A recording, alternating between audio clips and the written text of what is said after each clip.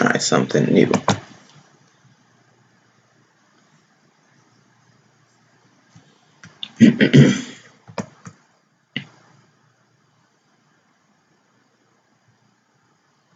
That wasn't exciting. Hello, welcome to Can Angels Fly Tarot Live. I'm here to have a discussion about the government shutdown and its ulterior motives, possible ulterior motives. In this live stream, I'll be discussing multiple subjects or topics that I believe kind of go hand in hand. Right now, I'm just kind of looking around this live stream, seeing what I have available to me. Something new I can play with. Let's see. Okay, I'll keep that. I'll keep that working as well.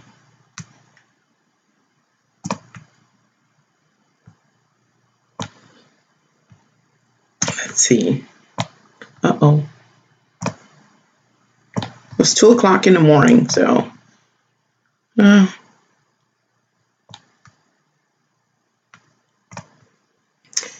I guess I'll begin. As you should be able to see, is that I have a trump card over here to the side, pun intended. As you all know, I assume that you know, our president is Donald Trump. And I chose to put this ace of spades here because the ace of spades is the trump card, the top trump card when you're playing the game of like spades. Now, the trump card, of course, can change depending on which game you are. But in spades, the ace of spades is always the trump card. And the trump card takes all. It takes anything on the table. And the reason why I chose to put that card there is because it's becoming clear that our current president or commander-in-chief is truly a trump card. And I didn't mean that slip. That was literally a slip. Trump card. There are things that I believe are scheduled to take place in our government and overall in our world and overall relative to humanity at this particular time in the history of humanity. And Trump, President Trump, was placed in his position in order to execute the moves, we can say the chess moves, that are necessary in order to bring about those life experiences that we are scheduled to have. Remember, the Trump card takes everything. So that should suggest to us that whatever he wants, he will get. Trump is a representative for certain people. On the surface, he is a representative or supposed to be a representative of Americans and of America. But I personally believe that that's just the surface. If we began to dig under layers, we will find that Trump is a representative for many other groups, more special interest groups. One possibly could be the very rich and the business-oriented people. Another possible special interest group that he may, well, actually, I don't even think that as much. I'll stick with the very rich and the wealthy and leave the other alone. So, on the surface, he is the United States of America's commander-in-chief, and is a representative of all of the United States citizens and their well-being. But underneath, Trump is truly a representative for the rich and the business-oriented. The Trump takes all. But that being said, I'd like to talk a little bit about how it's this old saying I used to always hear when I was coming up. And it's something like this. It's so hard to get good help. It's so hard to get good help. Why am I bringing that old saying up? It is because many times when I've heard that particular saying, it's been by a person that owns a business. They're an entrepreneur, and as an entrepreneur, many of them need employees. And experience revealed to them at some point that it's very, very hard to get good help. The person that they hired may have been slacking or lacking. Oh, wow, it's just going to boot me off. Is that what happened? Because I'm totally in the dark now. What is going on? Okay, I'm going to let it see if it's going to do what it want to do. One click just to see. Not responding. Just out of nowhere. I guess I talked about Trump and that booted me off. I wonder, can I record and can I do local recording as well at the same time? Oh, really?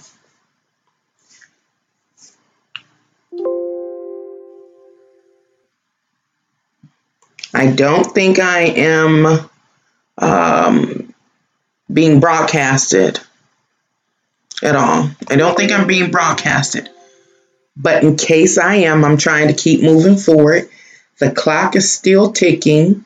I'm going to close this down. Never had that happen to me before.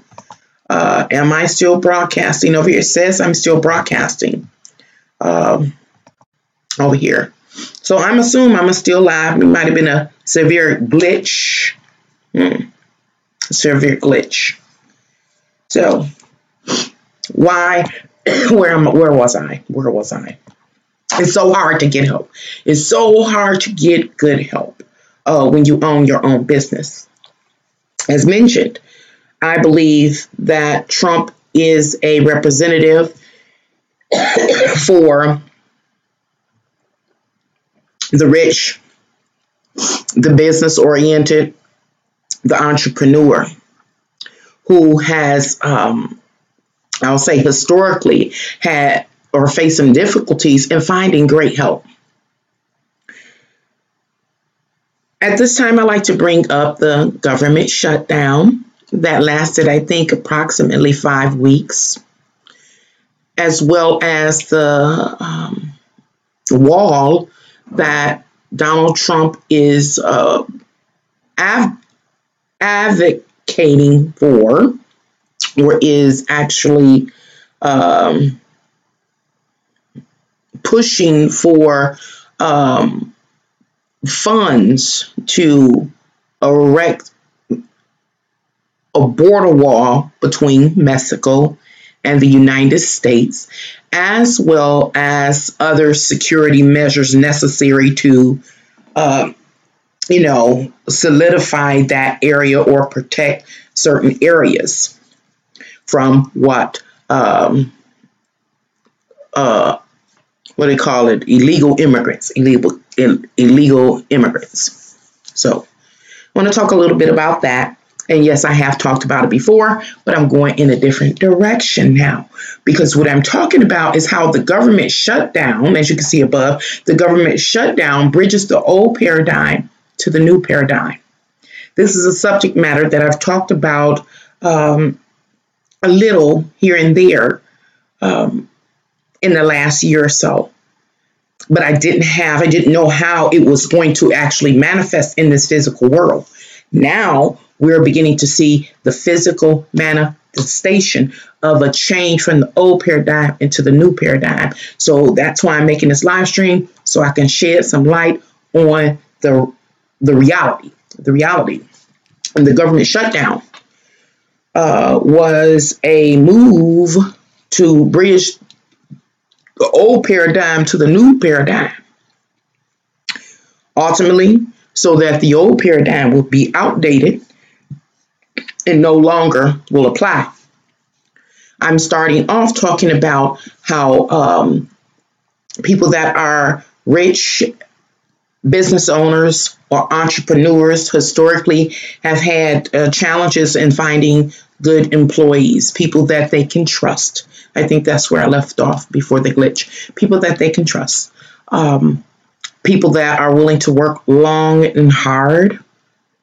People that will not steal and or be a poor representative of their establishment, whatever it may be. It's been hard to get good help. And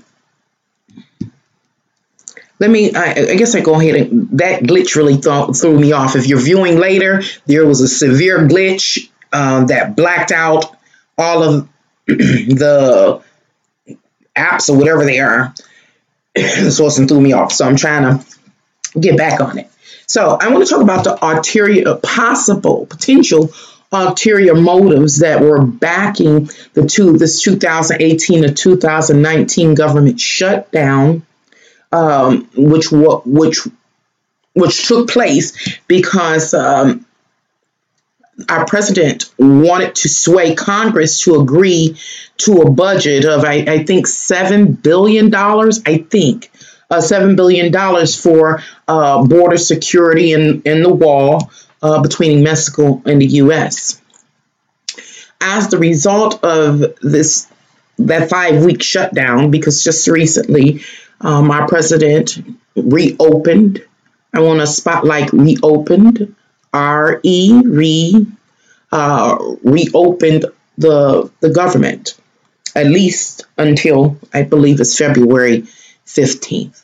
Now, of course, don't quote me. I could be wrong about those dates. We all loosely know something about it. Just ride the wave with me. I'm going somewhere with it. And my primary focus is how we're being moved from the old paradigm into the new paradigm. Let me go back and finish talking about this government shutdown that most of us know well. Now, due to the government shutdown, there were a lot of layoffs or mandatory work that had to be done. People had to go to work without pay. Now, overall, in the last video I did on the government shutdown, my preliminary research revealed to me that there were only 400,000 at the time that were kind of laid off or had to go to work without pay. At the shutdown of that government shutdown, I find that it was double that. 800,000 people. 800,000 people were either off without pay or had to go to work without pay, making it even worse. And so what I want to talk about now, I'm just sharing some information that I found out doing my research today. I want to talk about the outreach of our government and what it has the potential to impact, what it does impact, and what it has the potential to impact or influence in the future. Did you know that there are 15 executive departments? When I say 15 executive departments, I'm talking about main branches or major branches of government. 15. I didn't know that. And our just recent 2018 to 2019 government shutdown that lasted, I believe, 35 days affected 9 of those executive departments. 9 out of 15 were affected.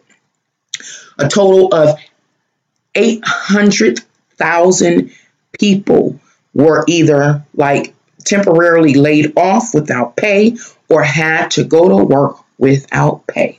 you know their lives changed.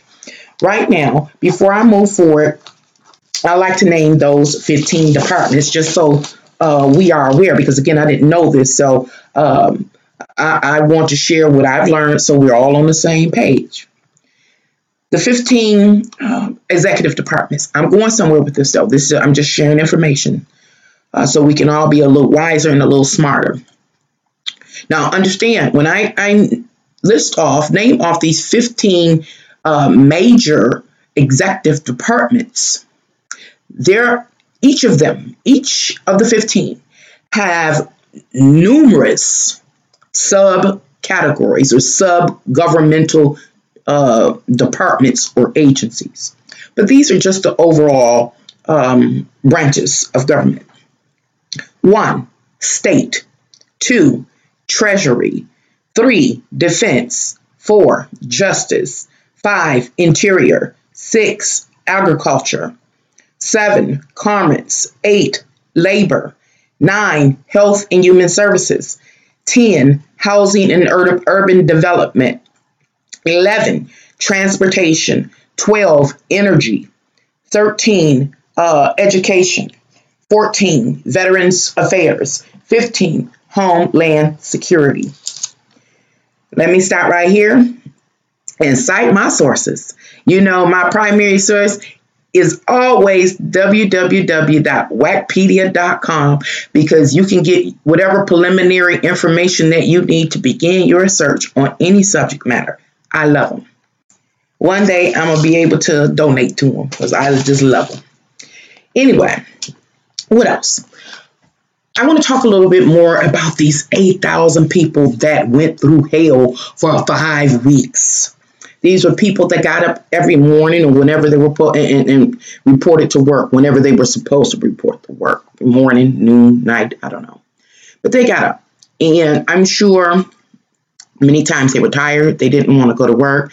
They probably were tired of working with the public. If they worked with the public, most likely they were not following their innate passion. They were just working to make ends meet, to have a lifestyle, you know. And so these 800,000 workers that were either laid off or had to go to work unpaid, lives changed. I shared in the last live stream that I made that I believe that was an intentional move on the government to lead the people, those 800,000 people and their families, to be submissive, to be obedient, submissive and obedient. Not now, but for future events that will unfold here in this United States as well as globally. Still talking about these 800,000 people that are now have hope that they can recover from, the setbacks that they suffered as a result of the government shutdown. Some of them, they took loans out. Loans have interest, So we don't think about the unspoken things, the uncommon things that people go through. In the last live stream, I talked about how people are alcoholics. They have addictions. Alcoholics, drug addicts. We don't want to think about people in these various government departments or agencies having vices, but some of them do. And this is the reality. They went through a hardship. Or the fact that some of those people celebrated the holidays. Traditionalists.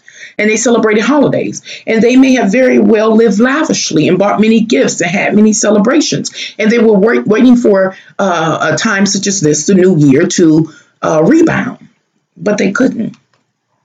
And so now they may have built up credit cards, maybe have taken out an advance somewhere.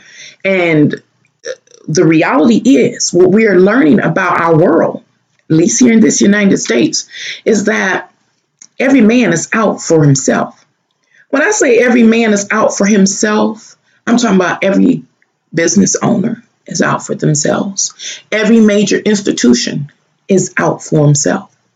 If a person had a loan at the bank, how many of those banks were willing to work with the people? and not charge them interest and things. How many? Or people had car notes and mortgages, those different things. The grocery store, if they had money, how many grocery stores gave these people food when they just didn't have it?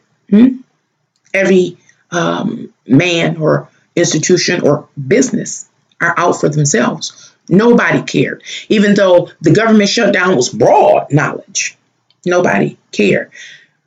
The torture that these people suffered over the last 5 weeks, it's chilly, want to overlook or will overlook because there's certain truths about our world that we don't acknowledge. And that's one of them. Those people went through an incredible life challenge. They are changed now. Why are they changed? Because they had grown accustomed to a particular type of lifestyle. They were juggling, robbing Peter to pay Paul, and they was making it work. And that one little wrench in the gauges or gears was all it took for some of them. And even though it's time for them to get recompensated or compensated for their works, it still does not, now what I want to say, delete is the word, any, again, interest or hurt or harm or damage that it may have done to their families, their relationships, their health, etc., etc. Doesn't do that. They have to go ahead and live out those life experiences. As a result, I do think that they were traumatized. They saw just how vulnerable they were. And now they will be much more loyal, consciously loyal to their commander-in-chief, much more loyal to the job. They will be submissive and obedient for future events to unfold here in this United States. That's a whole nother video. I started making New Year's Eve of 2018. We'll go back. We'll come back to that. Still talking about those 8,000 people. I mean, not 8,000, 800,000 people. And some of them, of course, were proactive. They moved to try to offset pending or looming hardships by trying to do, or I'll say do various things, and I'll list them. Some try to do crowdfunding, like, what's that thing? GoFundMe, crowdfunding. However, that was against the ethics or the rules associated with their jobs. So I use that as an example because I was just reading a lot of different things on Wikipedia and across the internet about how these people tried to offset these losses and were unable to do so because it went against the ethics associated with the job description and the job requirements. And so those people learned the hard way just how much power their employer has over them. They were traumatized and now will be more obedient and more submissive to their employer. Moving on. Did you know that these people were unable to use their vacation or sick time? They couldn't do that. If they were an essential, they had to go to work, even without pay. Didn't matter what financial challenges they were facing due to the government shutoff. They had to. Still talking about how these people were traumatized, ways they were traumatized. Did you know that some of these 800,000 workers lost their unused leave time? Did you know that? Why? Because it was due to the time that the government shut down. So they lost their time. Think about people that saved their time. They were being strategic and planning that moment that they could rest, relax. Now for some, It's gone. These are little individual stories that we won't hear about some folks' life. That when it was almost time for them to take that break, they'd accumulated that time. They know they needed that break to regroup, to rest and relax so they can get up and be the best employee they could be. It was snatched away from some of those 800,000 workers. And so they're going to have to go on and keep moving forward and continue to work as scheduled due to what? The government shutdown. Next thing, did you know that some of those 800,000 workers that had entitlements such as holiday pay, that was affected as well? I'm saying to you that these people were traumatized. They were tormented and traumatized. They will be more submissive and more obedient to their employer because they don't never, ever want to see this day again, a day like or them 5 weeks. They don't ever want to see that. Another thing, did you know that some of these people, these 800,000 workers that had grown accustomed to a particular lifestyle, had to, humble themselves and go to food banks? For some, that could have been very, very disheartening. For others, it may have damaged their ego. They will be, I repeat, more submissive and more obedient to their employer. I even read, and I do believe it was on Wikipedia, that it was reported. I didn't write it. I didn't have enough paper, space on my paper. But one federal prison guard attempted to commit suicide due to the financial pressure. That is evidence that these people were traumatized. And I talk about these people because, again, I believe that this was a conscious move on the government. And I'm not just talking about Trump. I'm talking about the government overall to inflict these workers, these government workers who sustain the system, the government system overall. They need to make sure they have power and control over them as we do what? We move from the old paradigm into the new paradigm. I'm going somewhere with this. But first I want to look at the chat. You never know when a tower card will hit. You sure enough don't. You sure enough don't. But we learned. We learn every day. But most recently, this government shutdown has really, really revealed, the tower can fall at any minute in anybody's life. And remember, I don't know who may have viewed my upload of or re-upload of the prophecy, the prophetic message that I received that I shared. But in that prophetic message, it was talking about how people in humanity are egotistical. And egotistical people don't know that the tower card can fall for them. People are learning, and they're learning the hard way. What am I talking about in this live stream? Well, to be perfectly honest, I'm going to be talking about a few things. This will not be a long video. I just want to share some thoughts that I have on how this government shutdown is bridging the old paradigm into the new paradigm. It's helping it to be established, and then it will outdate completely the old paradigm. And I started with an example of how many people that are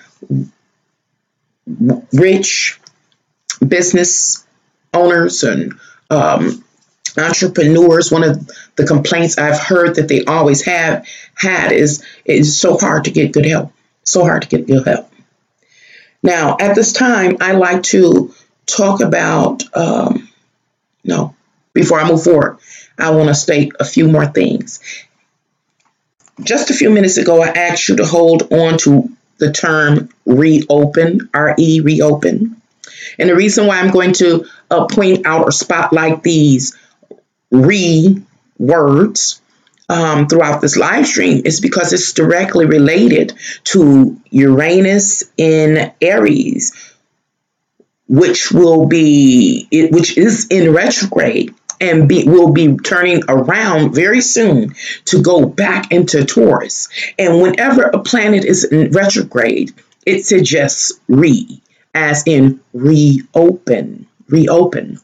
Now, the government shutdown, astrologically speaking, the government shutdown really lines up well with that Uranus in Aries, because on a spiritual level, it's saying, hey, these plans that you had, these things that you've started to put in place, these rules, these ordinances, these ordinances,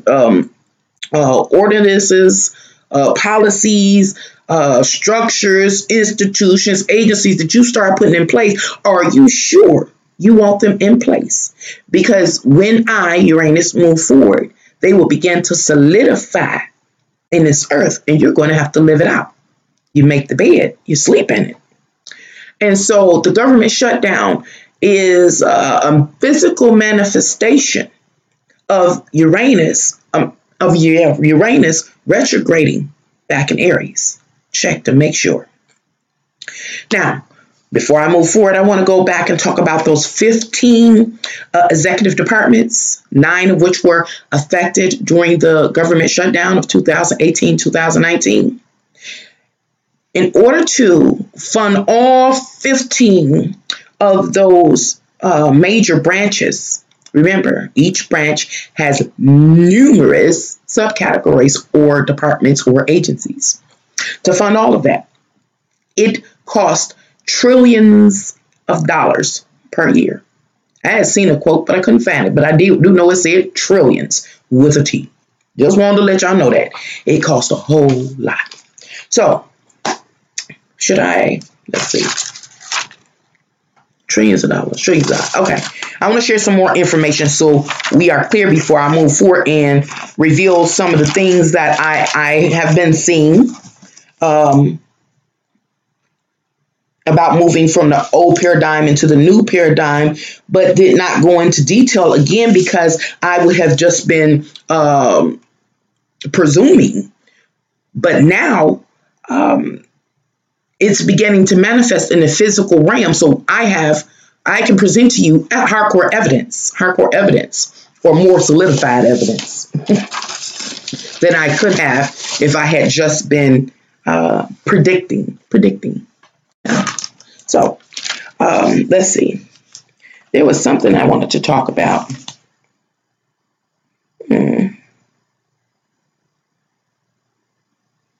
Okay, I did that. Oh, it's cold in here. Okay, I did that. So what I want to talk about, just briefly, because I want to spotlight these words. Remember, why am I talking about the words? Uranus retrograde back in the Aries, and say, are you sure? Another word I used in the last live stream was directly related to the government deciding, or the states deciding, to issue food assistance such as FIPA, FAP, or SNAP, SAP, or food stamps to the recipients. Hello, hey, Lord, what's going on? I ain't seen you in a hot minute. Maria, Raina, I can't see. I gotta see the board. Yeah, Raina, Phantom, hello. The reason why I'm bringing that back up in this live stream is because it was also a that happened. If you're following what's taking place as far as the government shutdown, I'm sure that you've heard that people that receive these type of benefits not only receive their food benefits for the month of January, they also receive their benefits for the month of February. So that suggests, means that in January, not only did they get their January benefits, they got a reload of benefits for the month of February, and they bet not mess them up or you're going to be hungry in February. I'm going to come back to that a little later, but there's another So I want to keep a list. We got reopen. We got reload. This is all Uranus and Aries saying, are you sure? Another thing, them 800,000 people that were laid off. Another thing, remember I was saying that they will be receiving their benefits. Well, guess what? It says they will receive retroactive pay. So we got now retroactive pay. Are you sure? Are you sure? Okay. Just giving you all the information. We going somewhere. So the next thing I want to talk about is, again, this is not a long video, but I just wanted to share my thoughts, is that today I was thinking, I was like, well, dang, how much did the government shutdown cost America? How much? How much? And so, I Googled it. And what I found is, I found a discrepancy too, but I'm going to let that go. I still got the box open. Anyway, it says that the nonpartisan Congressional Budget Office shared with MSNBC Donald Trump's 35-day government shutdown cost the American economy $11 billion. What a sacrifice. What a sacrifice. $11 billion over 35 days. It goes on to break down that $3 billion were lost permanently from the fourth quarter of 2018. Again, I repeat, there was $3 billion lost permanently, meaning it can't be recovered, from the fourth quarter of 2018. And then there is another $8 billion lost with a chance to recoup from the first quarter of this year of 2019. Overall, the government shutdown cost the American economy $11 billion. And then I move on and cite this information. It says, according to S&P report, the U.S. economy lost, their estimations is $6 billion. It's a big difference between $6 billion and $11 billion. But okay, they're reporting $6 billion and estimate $1.2 billion per week for 5 weeks, totaling what? $6 billion. And what I did notice when I was researching that question, like how much did this 35-day government shutdown cost America? It was a big discrepancy. So I assume they haven't come up with the final figures, because even though another site cited or quoted S&P reports, the one I just gave you for $6 billion, and on another website, the amount changed. And so there's a discrepancy. But what we do know is that there were some losses that were incurred during the government shutdown. Now, remember the words re. Just the other day, our commander-in-chief, President Donald Trump, reinitiated or reopened the government. For now. And I believe that the government will stay open unless he doesn't get his fair deal, whatever that fair deal consists of. I did look into that, but that would require me to make a whole nother video, and it would be very, very, very long. So it will stay open as long as he gets his fair deal. But if he does not get a fair deal, then I do believe the set date to reclose the government is February 15th, 2019.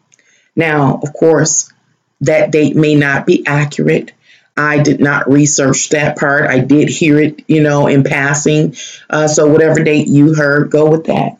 It is possible that the government will shut down. There's another re. Are you sure? Are you sure? And we know what preliminary potential that has for, we know, 800,000 workers. And this time it will move and begin to expand and affect other government departments and agencies, I'm quite sure. I'm going somewhere with it. I'm on my way there now. Just make sure I got all that.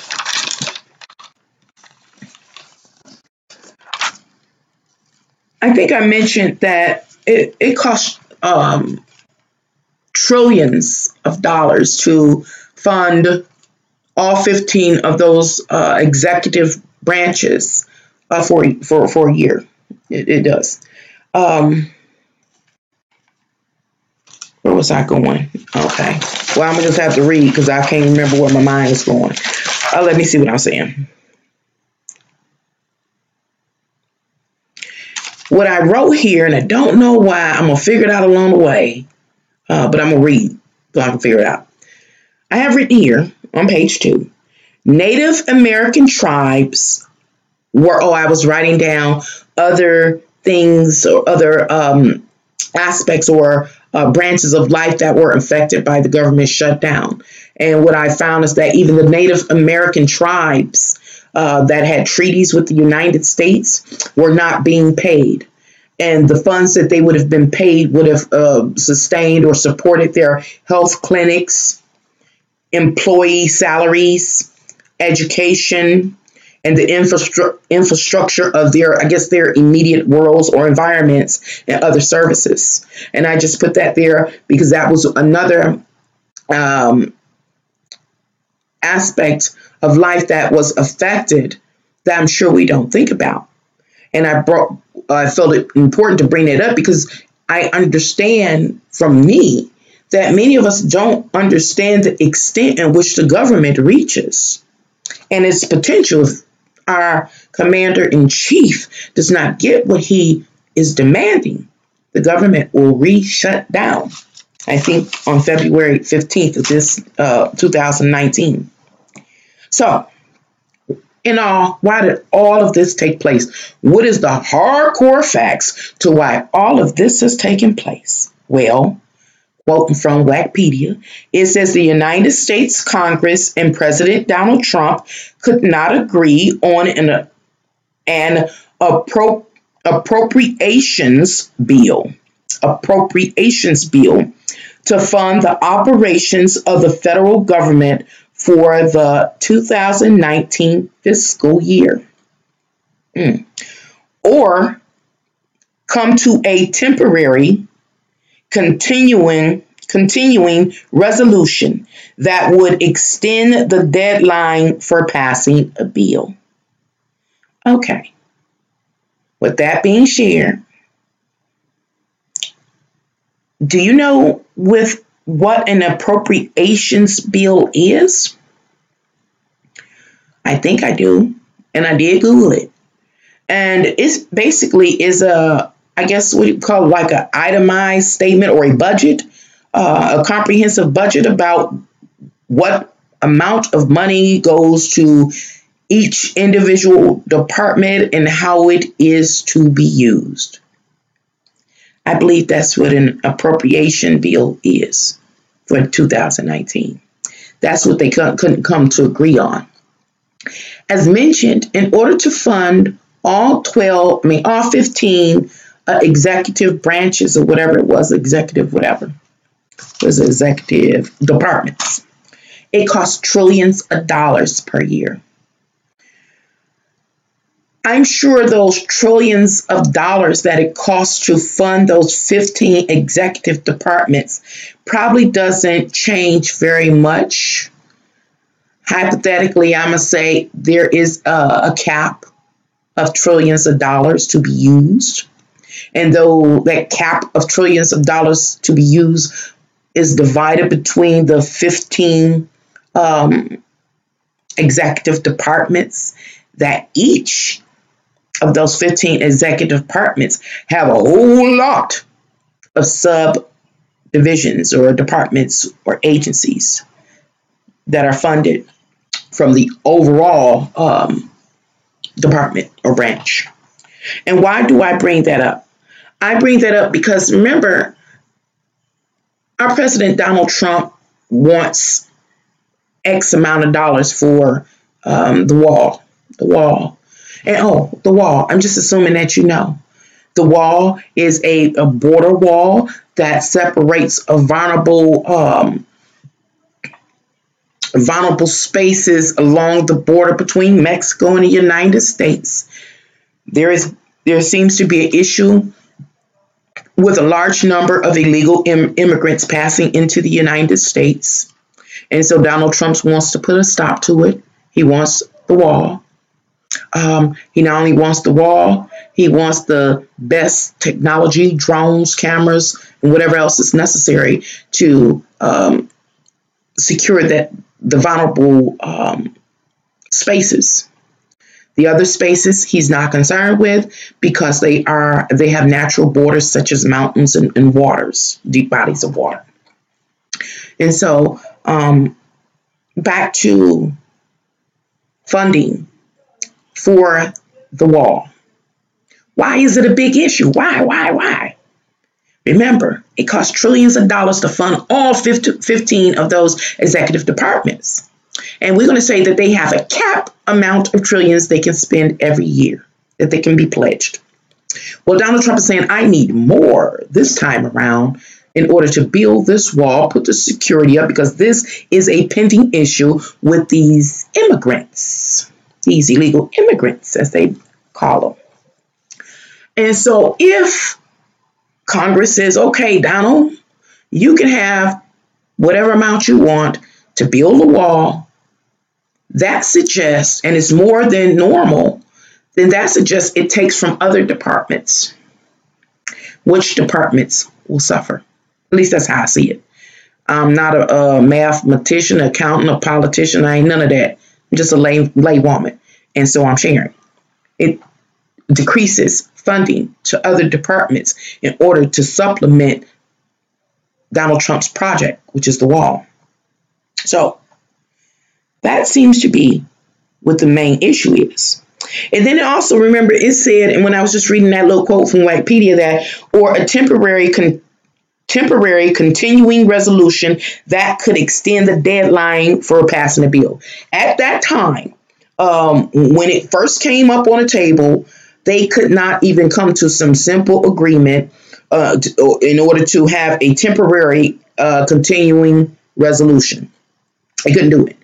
It was just too absurd to the opposing party. And so we go through this 5-week shutdown. Now we come up with a proposed resolution, possibly. Now we're in this temporary continuing resolution.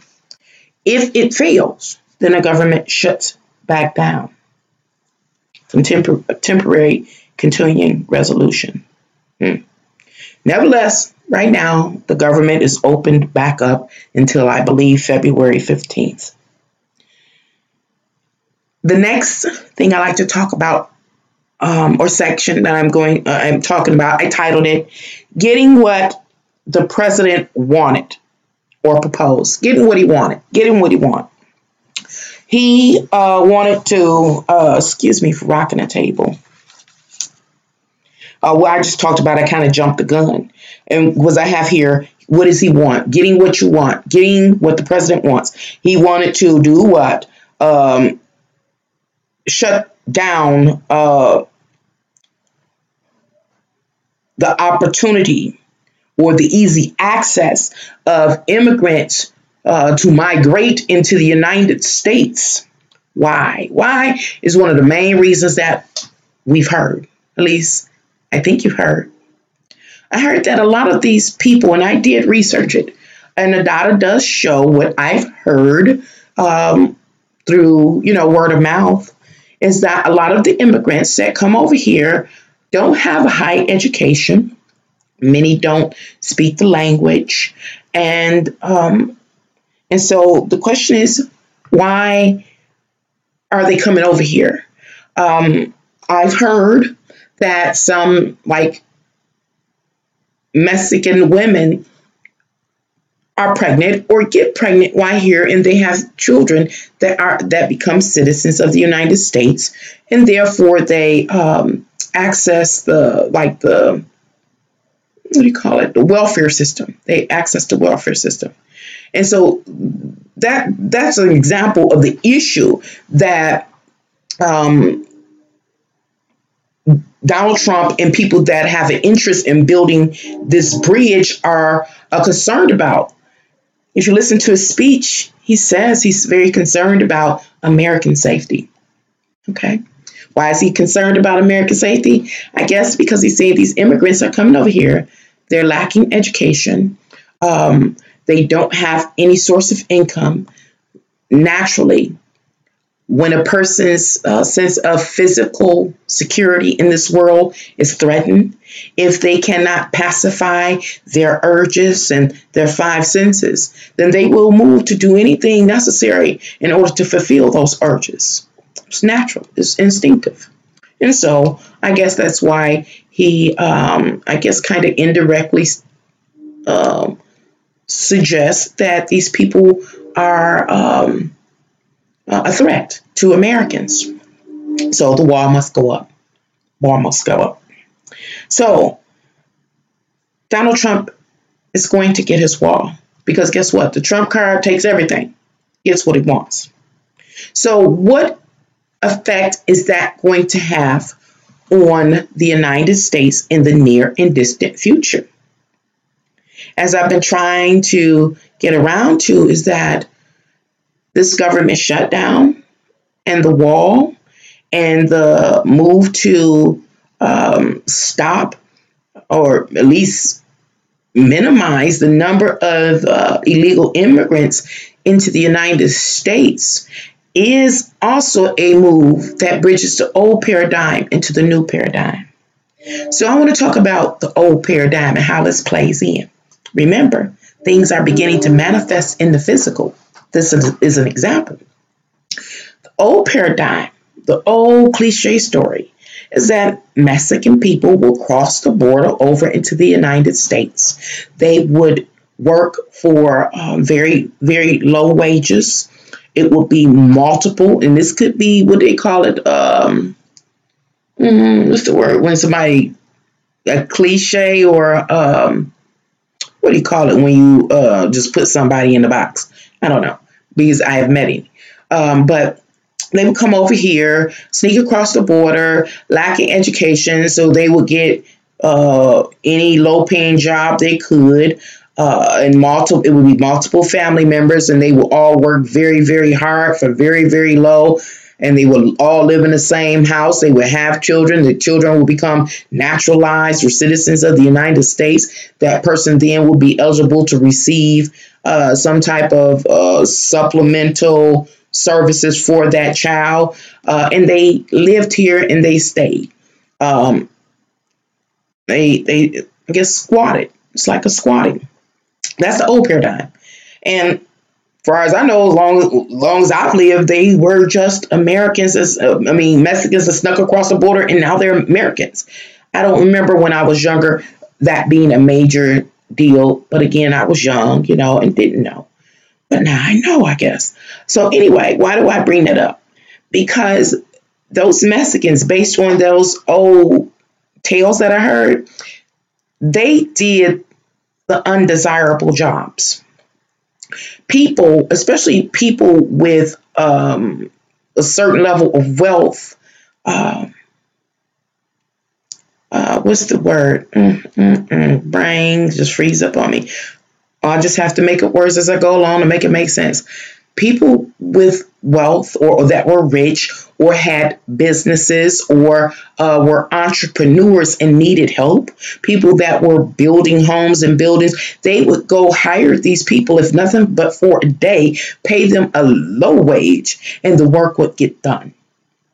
Um, But they would not, when I'm talking about I'm talking about the rich, I'm talking about the entrepreneurs, the person that was building or owned a business. They would not first go and attempt to hire a professional, I'll say, or pay a person that was educated or trained in the field. Why? Because it would cost more. So what am I bringing that up for? I'm saying, hey, There are some realities about our world that we don't acknowledge. What am I saying that we are failing or have failed to acknowledge is that certain people were using these illegal immigrants to their favor, to their benefit. And now the time has come that they want to push the immigrant out and lock them out. Is it a good thing or a bad thing? I don't know, because I'm not an expert in that line of work. I don't know anything about it. But to share my thoughts. And right now, I'm sharing my thoughts to show how all that is taking place is a conscious move and a physical manifestation of moving us from the old paradigm into the new paradigm. If you want to know how the new paradigm looks, this is an example of how our new paradigm is beginning to be developed. So now, let's say, hypothetically, case scenario, all of the immigrants that can possibly be evicted from the United States are evicted, and the wall is up, and now there is a great decrease in the number of illegal immigrants that can enter into the United States. My question is, who then works these very, very low paying jobs that were filled by people that barely could speak the language or couldn't speak the language? Many of them did not have an education or education that would suffice relative to or in comparison to an American education. Who takes those jobs? But what I can say, what I failed to say, is that shutting them out, evicting those Mexicans, and then making sure with the wall that there's a decrease in illegal immigration. Guess what? I was supposed to be saying this. It's an increase in work opportunities for Americans. There is an increase in work opportunities for Americans. Now, I ask the question, who's going to be working those low-paying jobs? Who are going to be taking on those low-paying positions? At the beginning of the live stream, I was sharing that Trump, our commander-in-chief, our president, he is on the surface. He's a representative. He is the representative for the United States and its citizens, Americans, and is responsible for our overall well-being, especially on a global level. But what was I going to say? Brain. Got to keep your mind going this way, because if you let it go this way, you forget between. So I was bringing up Donald Trump. Oh, that is on the surface. But underneath, at the core, Donald Trump is a representative for a specific special group, special interest group. And that special group or special interest group is the group of the wealthy, of the business, of the entrepreneur. Yes, he is the representative for them.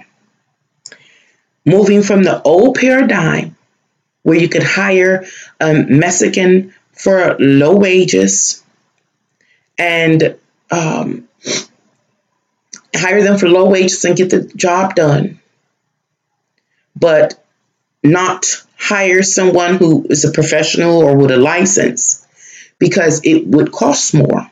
Those days are gone, are going. New paradigm, the new paradigm. How can I say this? The new paradigm is the face of it. It's Donald Trump. The face of it has to do with those that will be taking those low-paying jobs in order to what? Make ends meet in this life for the rich, for the entrepreneur, and for the business person. Why? Because the job is still going to get done. Those Mexicans can't come here anymore. Somebody's going to work the job. So Here comes the squeeze. Here comes the squeeze. Let's see if I wrote it in order. The squeeze. How do you squeeze society into taking jobs that they feel are beneath them, I'll say, truly beneath them? Well, you do what? Number one, you decrease the funding to any program that will allow them to sit idly by and turn their nose up at a job. They should be happy that they have a job opportunity. Those Mexicans aren't here anymore. You can come work for the rich. You can come work for the entrepreneur. You can come work for the businessman. Remember, it was a time when it was so hard to find good help, but not in a new paradigm. You're going to be able to easily find good help. Supply and demand. I foresee that there are going to be a lot of changes that will be going through in the next, I'll say, 20 years from the moment Donald Trump get his wall. And why do I say that? Because still talking about those people that will be squoze and forced to take these jobs that pay barely enough to sustain their life, or barely enough to sustain their families' lives. I'm going to stop. I hope I don't forget where I'm going to go, but I got to put this here. People, and I can't say all people because I don't know all people. When I'm talking about people, in this case, I'm talking about the rich, the business owner, the entrepreneur. The ones that I've met, again, they have been very guilty of, again, not choosing to elect or hire a person based on their skill and their education or their know-how. A matter of fact, if you need to be trained, you're not worthy of earning an amount that can take care of you and your family. How can I make that more clear? A person that works like at a fast food restaurant, they are only worthy based on their mind frame of making minimum wage. You should have been better. You should have got more educated. You should have had more social proof. But since you didn't, and now you're stuck working this minimum wage job, you deserve it. You deserve it. Even though the truth of the matter is you're working real long hours. You're working harder than anybody else that's out here. But all you're worthy of is minimum wage. I'm going to put that back over there because I forgot. Let me come back over here. Supply and demand. Supply and demand. Why is this important? Supply and demand is important over the next 20 years, especially in the United States. I can't speak about nowhere else because I ain't been there, at least recently. So here in the United States, a lot of shutdowns, downturn, downsizing, closing of a lot of businesses, especially small businesses, people inability to buy into franchises, et cetera, has continued to grow. What am I saying? In short, a lot of businesses, whether big or small, have closed. There are not many jobs. That's what I was going to say. There are some truths that exist in our world that we are not acknowledging. We are not acknowledging. That's a whole nother video. We are not acknowledging. And one of those truths is that there are less jobs now than there have been in a very long time. Why? Because they don't even exist anymore. People closed shop. Hmm. Let's see. When I was talking about working minimum wage and that being all a person is worthy of, I brought that up because I wanted to point out another truth that we don't acknowledge because we're not permitted to acknowledge it. Because if we acknowledge it, then we begin to wake up to the truth of our existence in this physical world and under this regime. What was it about? Oh, I think the truth was that we don't acknowledge or look at is even a person making minimum wage is working their ass off. I think that's what was it. But are only eligible for minimum wage. They only are eligible to make enough, barely, to take care of themselves. We ain't even talking about a family. Now that's the truth. So back over here to this other truth that there aren't as many jobs anymore. Why? Because they shut down. Big businesses, small businesses shut down. Supply and demand. Over the next 20 years, these things are going to happen. We are moving from the old paradigm into the new paradigm. I'm trying to put it in order, y'all. Donald Trump and whoever shares in his interest to build a wall are going to succeed.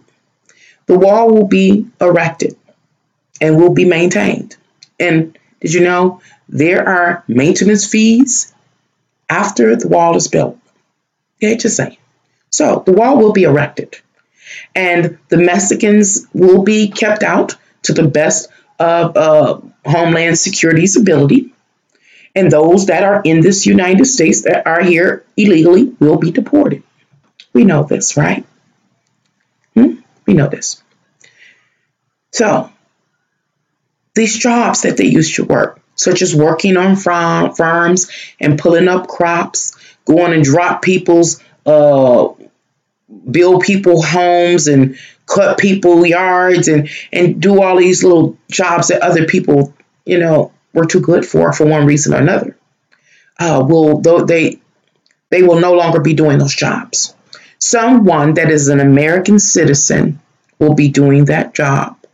And it will start off with minimum wage or less. This is a truth that I believe that most of us are not acknowledging, but it is so.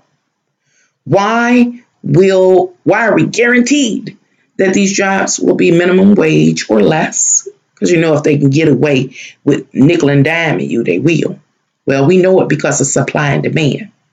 If I am sharing, and if you know already that there are less jobs than there ever has been, or I'll say in the last 20 years. Yeah, 20 years. Less jobs than it has been in 20 years. But all of a sudden, the people that were American citizens that didn't want to work, possibly on welfare, whatever the case may be, and disability too. Got to talk a little bit about disability. I don't want to jump the gun. We'll be taking those low-paying jobs. And even those low-paying jobs, the examples I gave of doing the farming and pulling or being a helping hand there or helping build this or that for what the rich, the business person or the entrepreneur, there are only so many jobs that exist. Now, I heard, but I don't know for certain, that the Mexicans only filled 1% of the American working force. I don't know about that, but I heard that. So let's say that since the Mexicans gone, that 1% of the workforce or opportunity is opened up and Americans take it. Only 1%. 1%. So they fill those jobs. There are no more jobs, but there's still the demand. That suggests that those rich folk, that those business folks, and that those entrepreneurs don't have to pay as much because there's such a high demand. There's so many people. You know that what that means? They don't have to offer any health benefits or anything like that. They don't have to pay into Social Security and things like that. Why? Because there are way more people than there are jobs. So if you get one of those jobs and you mess up, they'll get rid of you like that because there's another applicant on your heels. Now I got to go back and talk about our commander in chief, our President Donald Trump. Now I don't know personally because I ain't never met the man, but I did hear some tales about him before he took presidency. And I heard that he was one of the people, or his name or his brand or his corporation was one of the people that was known for hiring illegal immigrants, but not paying them. Quick rollover or turnover of employees and would discard them as nothing. These people were not allowed to take care of themselves or their family. He didn't even care. And why do I bring that up? I have to say, Donald Trump's, resume. We know Donald Trump is what? A millionaire or a billionaire? Which one is he? You know, he rich, right? Wealthy. He's wealthy. Not only is that, he owns real estate and everything else you can think of. He's done everything. He is the Trump. When you look at the story of Mr. Trump, you see that he took it all. He took it all. He took it all. He is still yet, at his heart, even though he's our president, he's still a businessman. He's still an entrepreneur. And he still is wealthy. And so Donald Trump, is a representative of a particular group. It is a group of people that are just like him. They are wealthy. They are business owners. They are entrepreneurs. And they, too, need good help. Good help. Just like he did. And so, what am I saying? It seems like all that is taking place has to do with securing good help for the rich, the entrepreneur, and the business person. Even though we're looking at Donald Trump as the representative of Americans, remember, he is by his heart, by his expression, is that of a businessman. He has particular interests and particular interest groups. And so I'm saying that he is working for the rich. I'm hoping I'm making it make sense because I'm trying to go somewhere with it. So they're going to squeeze us. Let me try to summarize. They're going to get rid of the Mexicans, squeeze those that are possibly less educated, less desirable, disabled, on any welfare or public, or what do you call it, governmental assistance, any government. Remember, it's 15 different branches.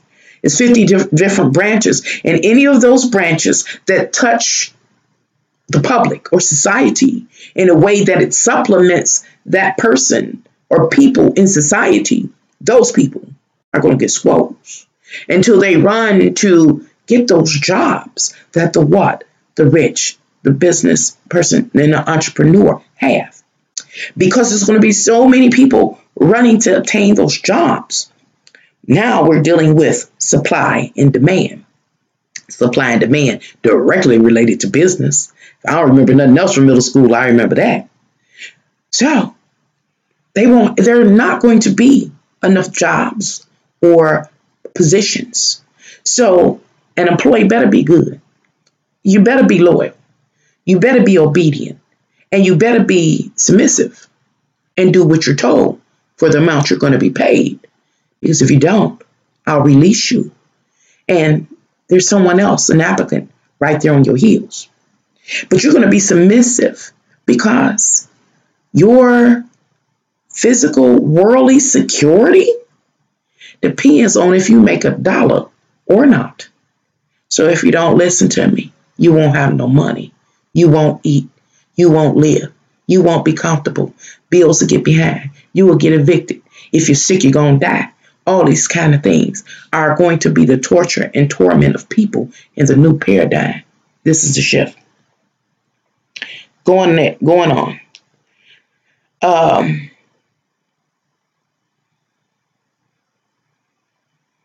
I did that.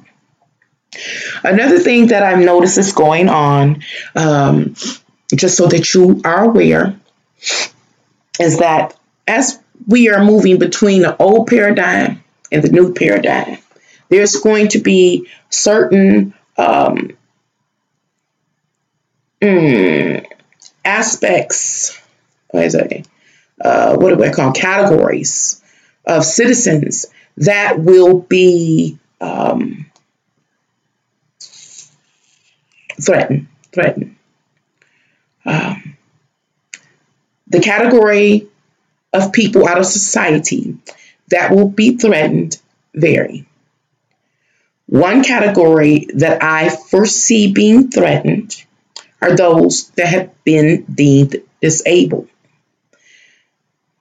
If we really reflect upon the past and the reports that we've heard and the information that we've acquired that comes and goes in the wind, you've heard them also say that they will begin to drug test.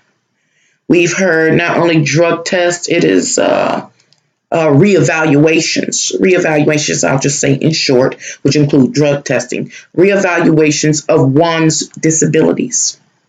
Why is this going to be? Because remember, Donald Trump has intentions. They are ulterior motives than what you are seeing. And those reevaluations are going to loose funds up by taking them away from people that are disabled. And who can fight against our government? Who can stand against a board that deems a person no longer disabled? Here's the truth that is going to exist and probably already does exist in our world that we're not acknowledging. How can we? It's somebody's private life experience. Who do you turn and talk to? Who can fight against the government? Is that there's someone now, I do believe, or soon will be, that they're going to reevaluate their disability, look to see if they have any drugs or narcotics in their system at the time of the evaluation.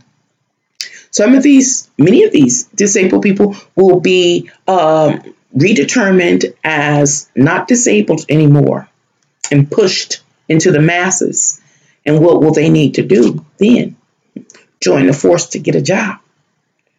Guess what's being solved? That old challenge of how hard it is to get good help is being resolved. And who is it being resolved for? Yeah, for the wealthy, for the rich. Yeah, for the wealthy, for the rich, for the business person, and for the entrepreneur. I haven't seen anything yet for the people. We're moving into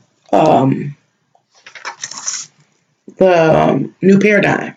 Now, I just want to briefly talk about how when we move in from the old paradigm into the new paradigm, I've given you some examples of how it is actually, beginning to manifest in this physical world. Well, eventually, based on what I see, there will be uprisings that will begin. Who can stand against the government? We know not one person, if they could get their story out, still wouldn't be heard. But if the supply, I didn't finish my thought. If the supply and demand is so lopsided, then eventually There will be an uprising because people will not have what they need in order to sustain their physical being in this world. Now, how I didn't finish my thought is what I was saying. Over the next 20 years, I see a lot of change. A lot of change. Remember, a lot of those wealthy people and the rich people and the business people and the entrepreneurs bailed out of their businesses and shut them down. Why? One reason was that they had tax issues and a whole bunch of stuff we can go through.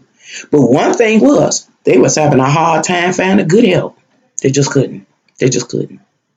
Now, the good help market is going to be abundant. So what we will begin to see is a lot more of businesses being reestablished. And many of those businesses will be reestablished as subcategories to major corporations. What I say Donald Trump is. Ain't he a corporate billionaire or something like that? He is a representative for special interests. On the surface, he right now is holding the office and the seat and the position of the representative or the commander-in-chief of the United States of America and all of the American citizens. But in reality, he is the representative.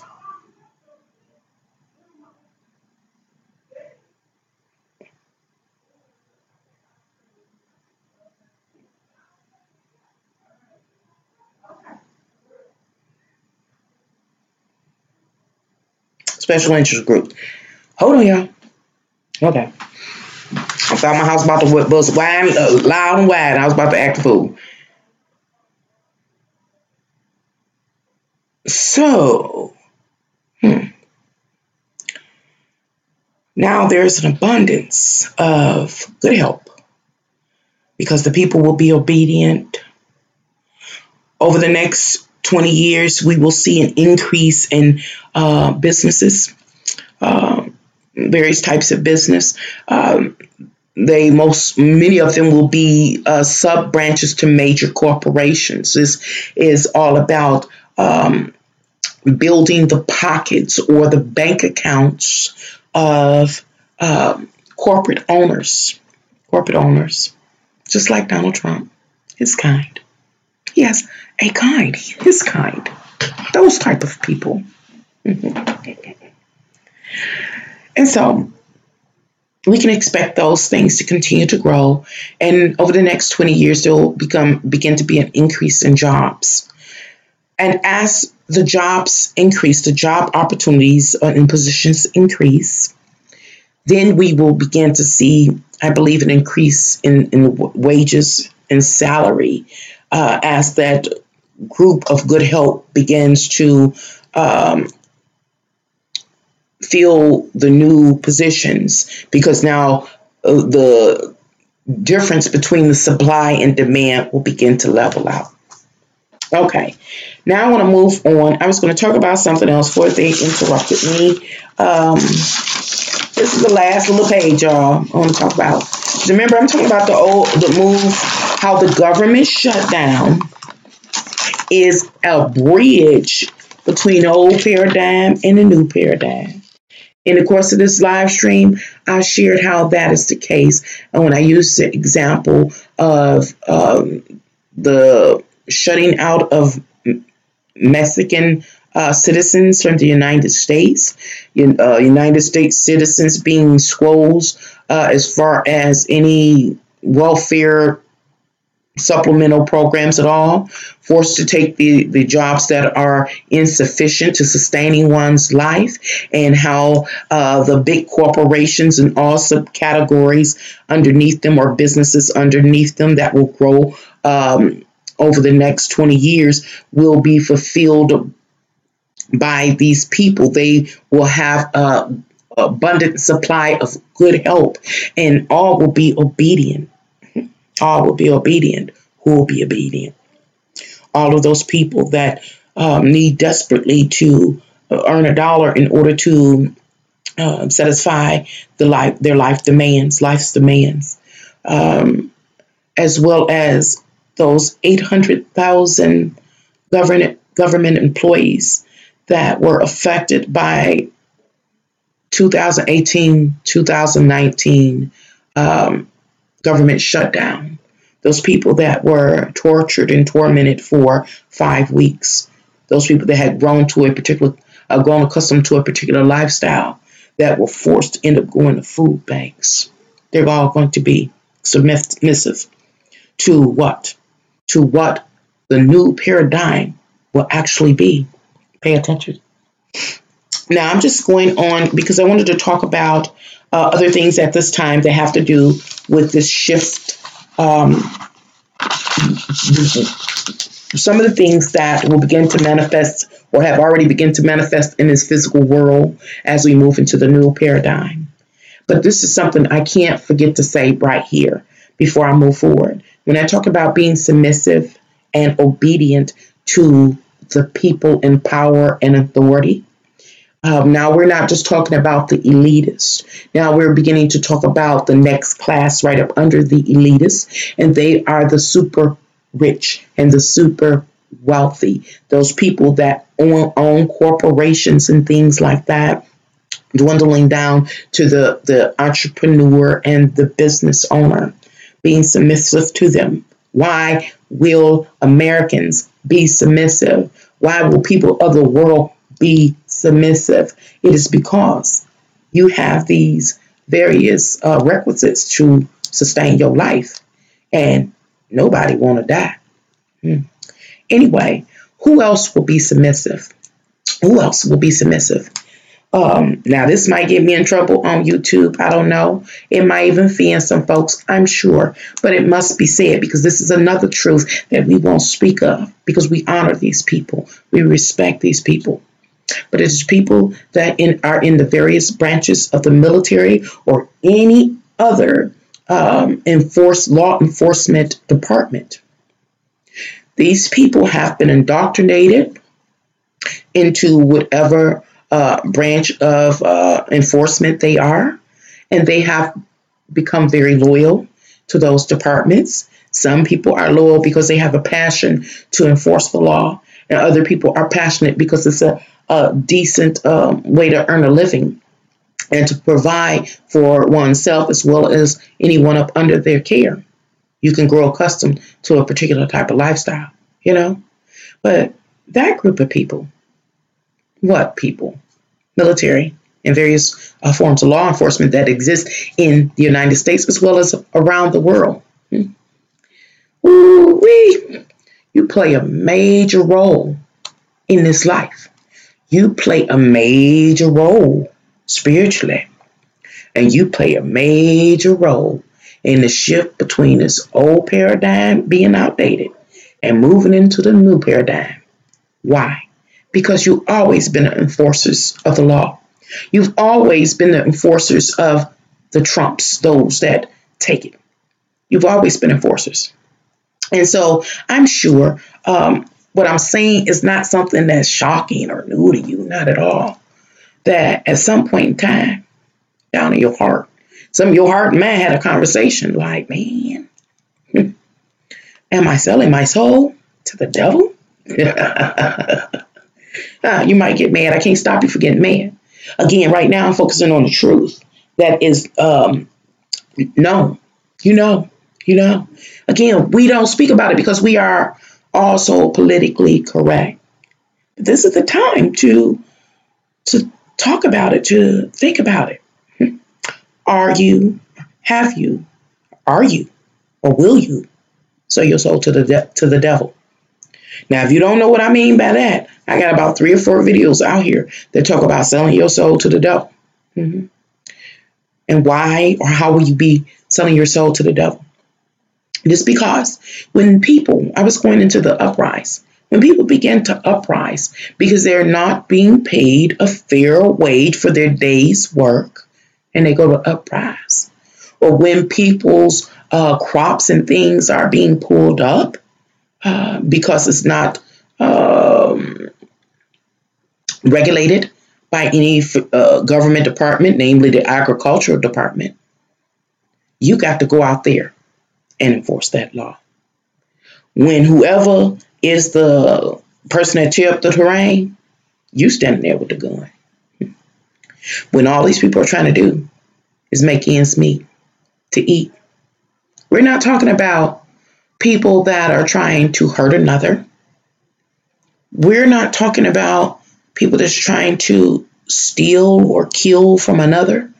All these people that I'm talking about that you will be confronting are merely just trying to keep their families alive by planting gardens and doing things or protesting, those that sit in seats of power. But will you sell your soul to the devil? Will you support those that sit in the seat of power? Or will you support your mom, your dad, your cousins, your siblings, your aunts, your uncles, your cousins, the people in your neighborhood or community, your co-workers, etc., etc., or other people on the other side of the world? Who will you support? Based on what I've seen, and I know that we've all seen, is that most of you will support those that sit in seats of power. Why? Well, it goes back to the same reason that those 800,000 people are now going to be loyal, and they're going to be obedient, and they're going to be submissive to their employer. And they will sit there and push the buttons and process what is necessary, because they'll never want to see a day like they've seen in the last 5 weeks.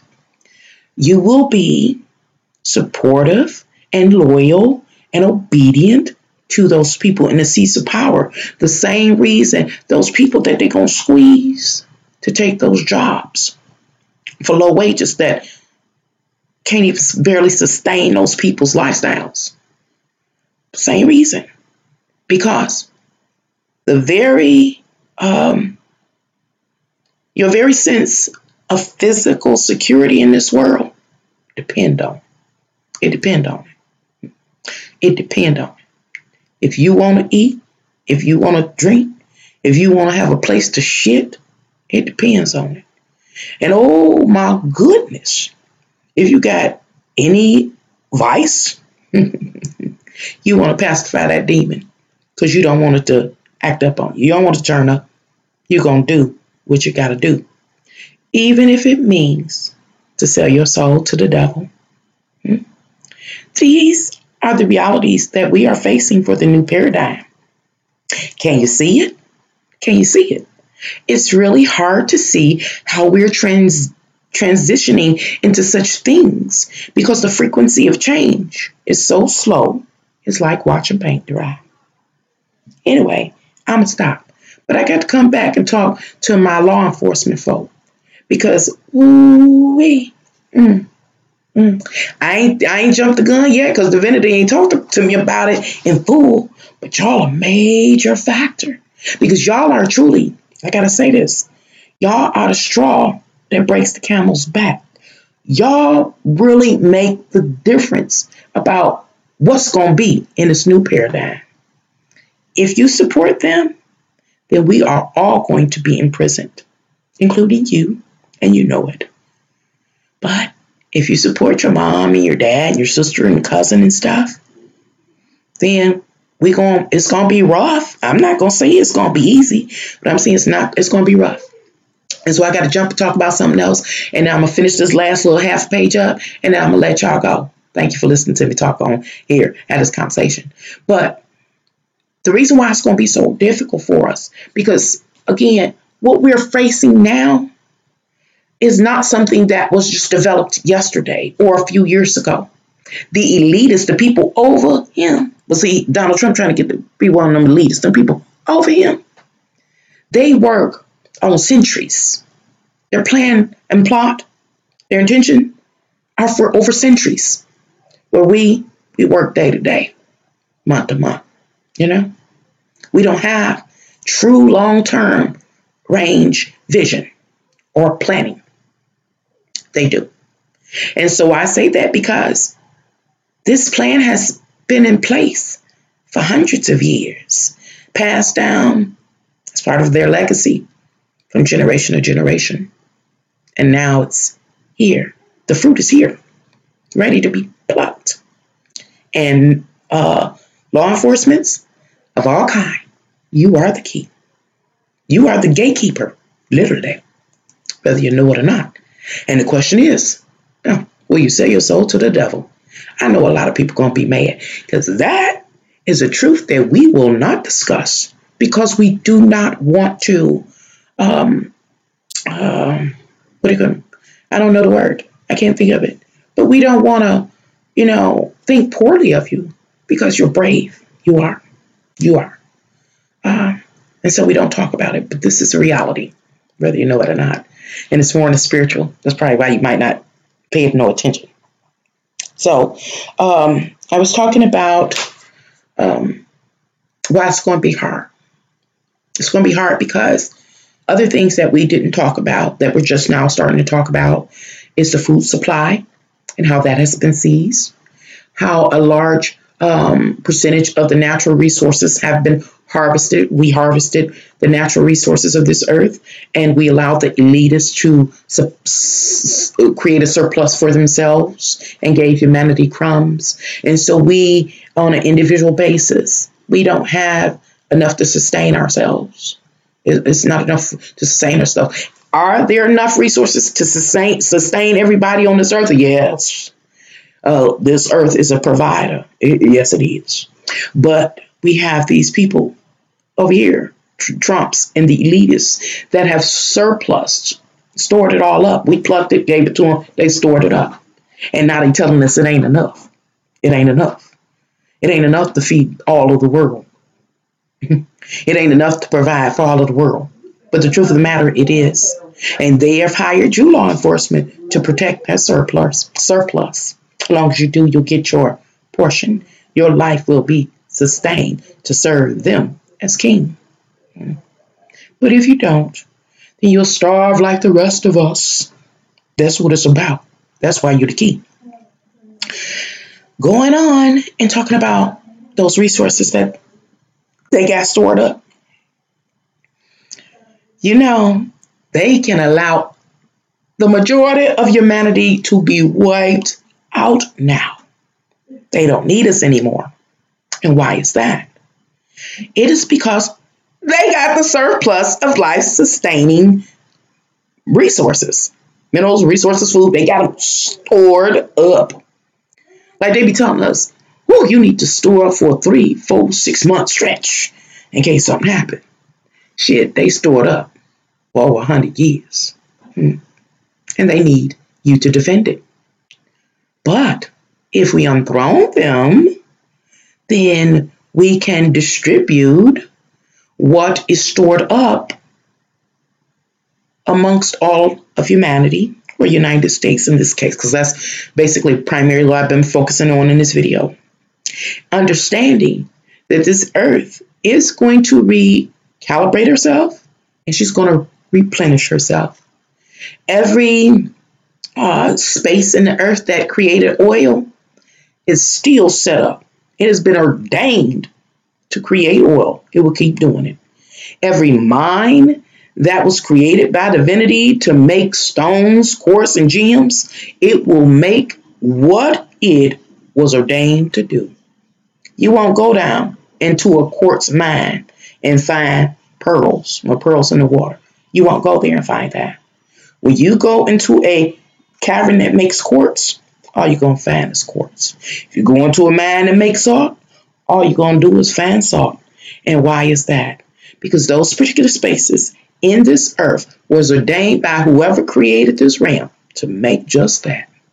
And that is what they have stored up. And we help them pluck it, dig it, and store it up. You are the gatekeeper. You are the one that protects that surplus. But who are you protecting it from? Yes. The rest of humanity? Yes. Your mom, your sister, your uncle, your cousin, your community, your neighbors, your co-workers. That's who you're protecting it from.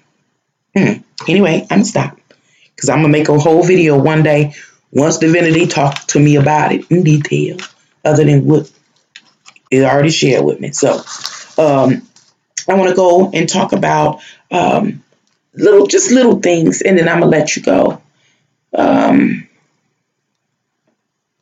Oh, I know what I want to talk about. Okay.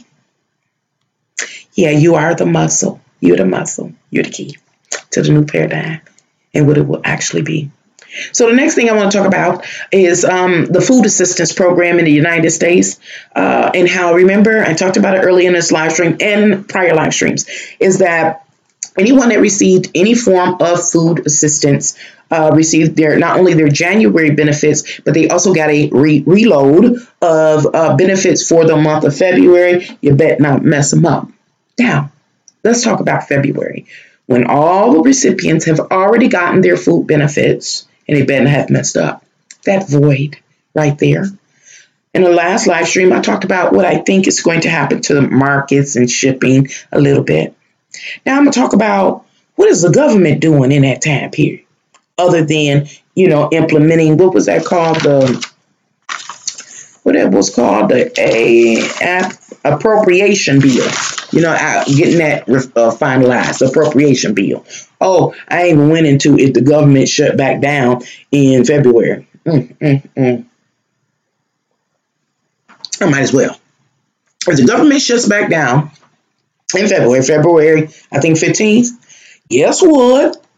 Remember, if it shuts down February 15th and does not come up for another X, Y, and Z weeks, possibly 5 weeks, remember, that suggests that people that receive any supplemental food services benefits will not have gotten any benefits since January. They already got February's. It's going to be tight. So that means February, because it's hard to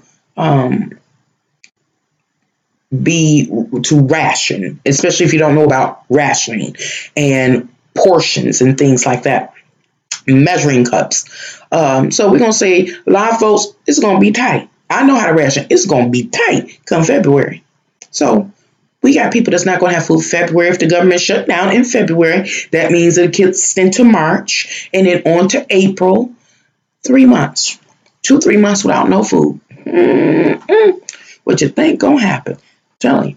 They pressing. They about to squeeze. But I don't think they're going to do that.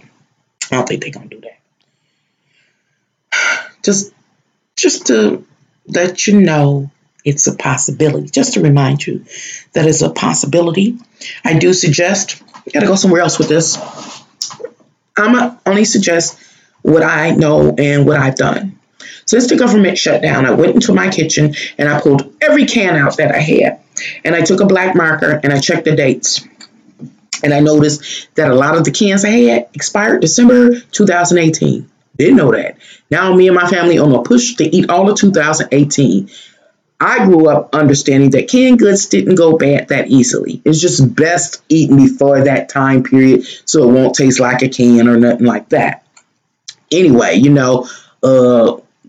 folks a little egotistical, me too. And so we got to hurry up and eat them up or do something. And then I need to replace those cans. But I actually found cans that were in my cabinet that were from, check this out, y'all, 2014, 2015. This is 2019. Take a look in your cabinets. After I did all my canned goods, I realized, I said, I need to look other places.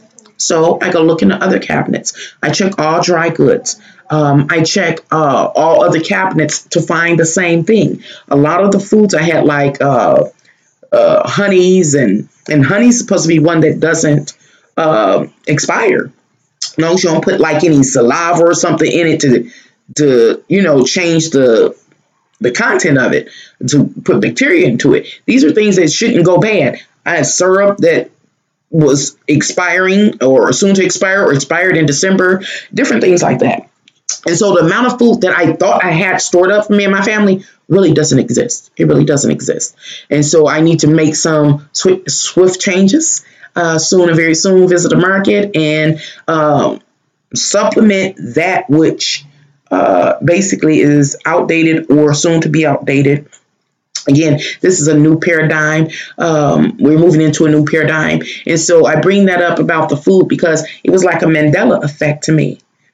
When I knew everything has to have a sell by date or a date that it was canned, the date it was actually done. But it was a Mandela effect to me to see so many expired cans. And these are cans I bought in the last year or so, even 2 years. I always buy cans, get cans, because in case of emergency. I told you I was reared by old school folk.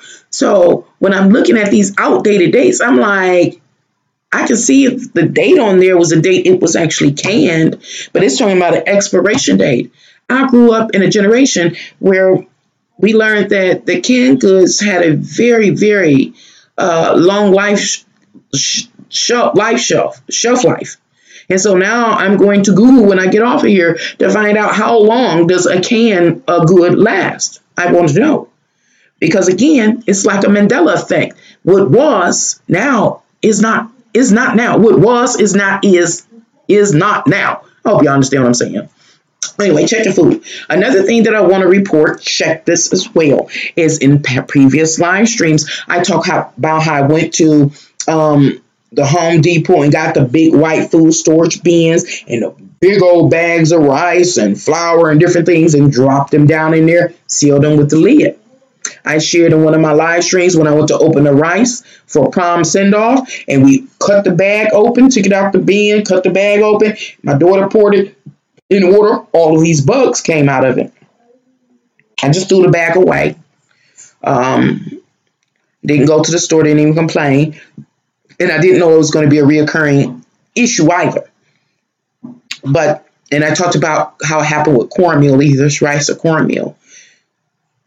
This is just testifying so you can be aware.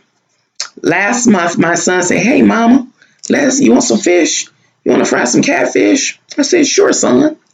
And so while he was at work, I was preparing to get ready to fry the catfish when he get off work. I look up in my cabinet. I ain't got no cornmeal. I go to the grocery store. This is last month. I buy a bag of cornmeal. I want to say Amamima or whatever the name is. Cornmeal. It never, that fish fry never went through for me and my son. So I put the cornmeal up in my cabinet, still sealed in the bag, never opened. Day before yesterday, when I was going through the other kitchen cabinet, I saw a bag of cornmeal.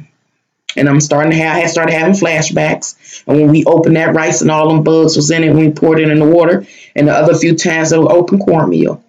I said, "Don't worry about it, Nancy. Don't worry about it." I said, "Just go ahead and open it and pour it into a bin I had. Put the lid on it. You know you just bought it. Don't worry about it." I take the bag and I look, and it's these little black dots literally on the bag. I'm like, "What the hell?" I said, "It can't be. It almost seemed like the bug was squished, like the tent of the body was colored it or something, or the sliding of it across. Oh no, look, this can't be. This is brand new bag, brand new 5-pound bag. No, can't be.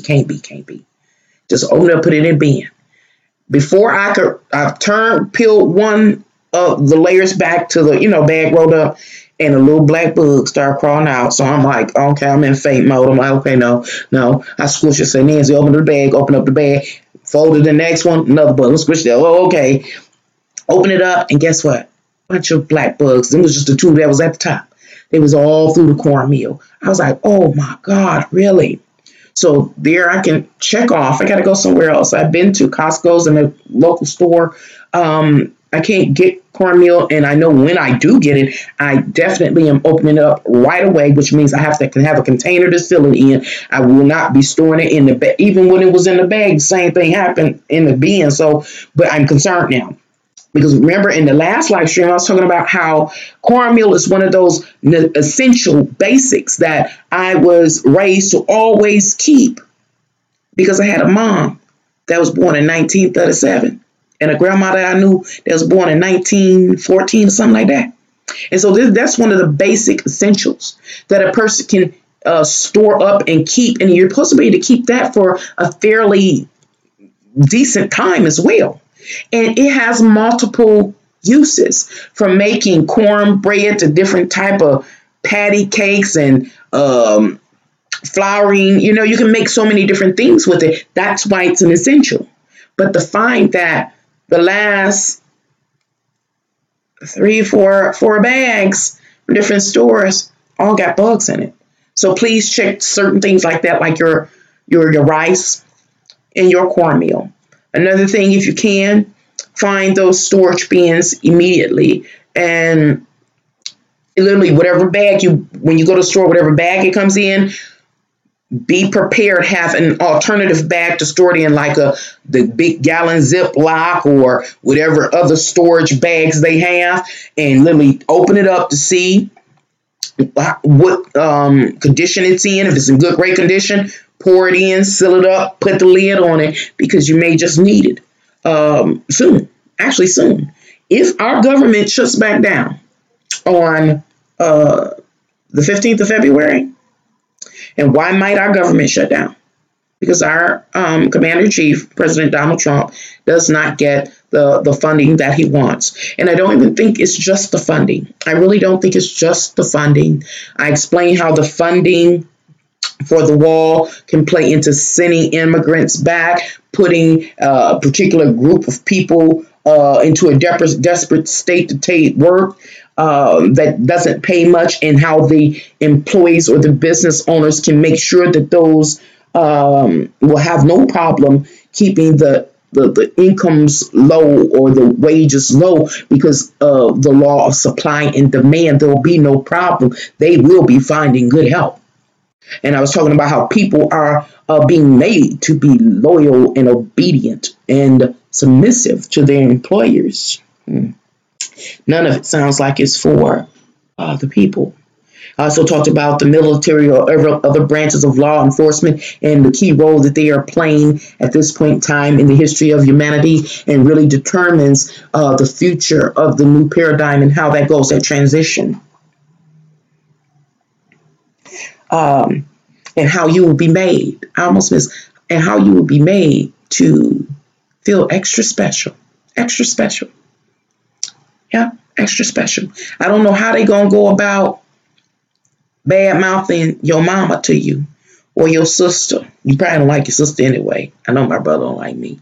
But I'm saying, how are they going to successfully bad mouth your mama, your sister, your cousins, your siblings, your next door neighbor? You probably don't like your next door neighbor, your coworker. But I'm like, well, bad mouth. How?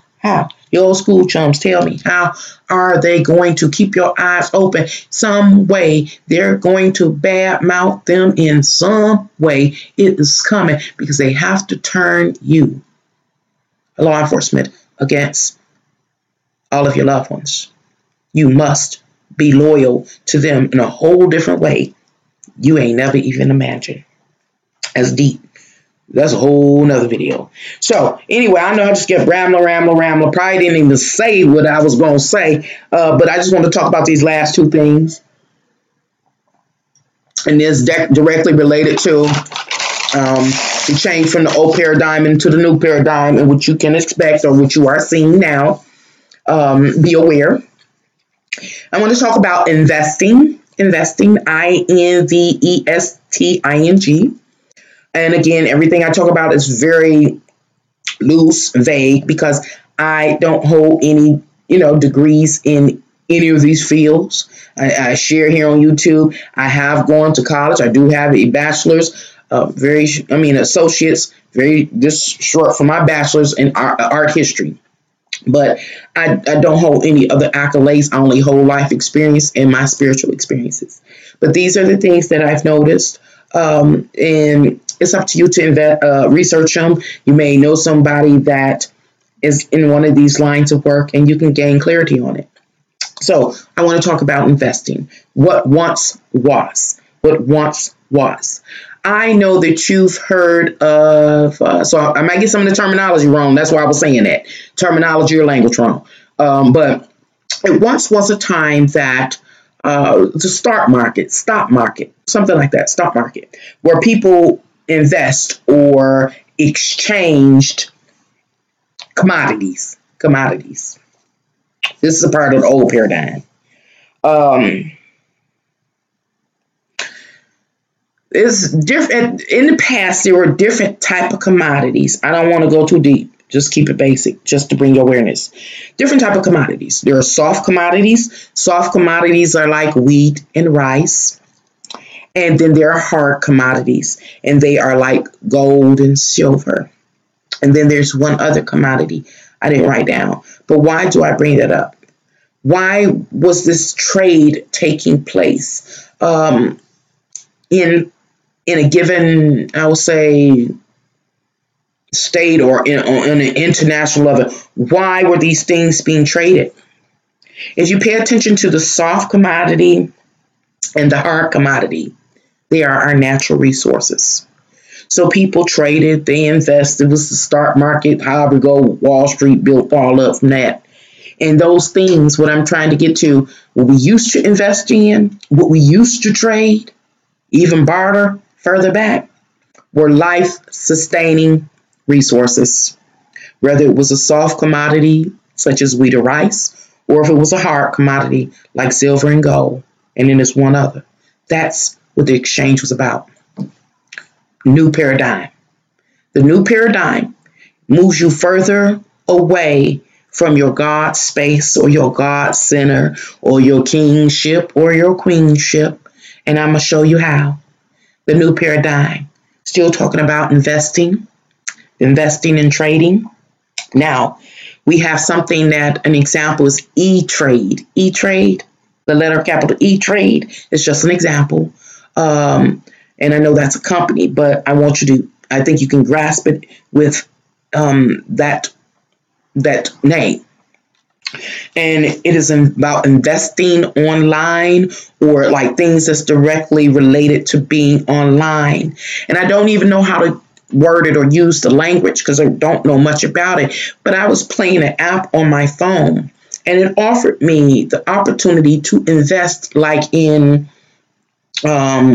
Google or what was the one? And I was like, Amazon, invest in Amazon and, join the force and join this special interest group, I'll say, in order to invest in Amazon and make you some money, But when I saw that, I immediately thought about the old paradigm and how people were investing in life, the exchange of life-sustaining resources. Now, the new paradigm calls for us to invest in online phantom life, virtual world. It has to do with, in short, you can research it. You can invest in smart securities. Security though, what? I don't even know what I wrote there. Oh, security tokens. Smart securities and security tokens. And immediately when I saw that, I don't know what it is. I couldn't click on it. I wouldn't click on it in order to find out what it is. Why? Because it's too much research and this is free. So I'm just throwing ideas out here for you to catch and to clarify for yourself. But smart securities and security tokens immediately led me to thinking about investing in cryptocurrency.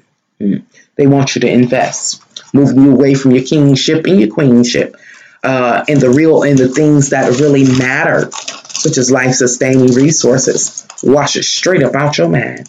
Anyway, going on to the new paradigm, they want you to invest in, purchase and sale of financial securities. That's what's they're saying you can be invested in now. Purchase and sale, so exchange of financial security. And so smart securities or security tokens was just one way of purchasing or selling financial securities.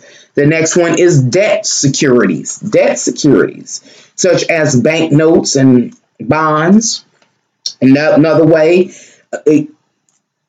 I know this word. Why do I have words with such simple words? Equality, security, and I want to be helped if I can read my writing. And that's such as common stocks. And then it's this variance.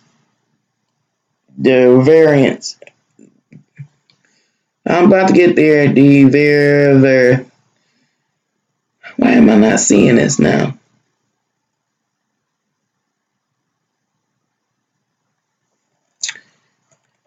Well, I'm not going. I don't know. I don't know how my brain works sometimes. That I can't figure stuff out. Maybe it's Alzheimer's. I don't know. Or I just can't read. One or two. Forward and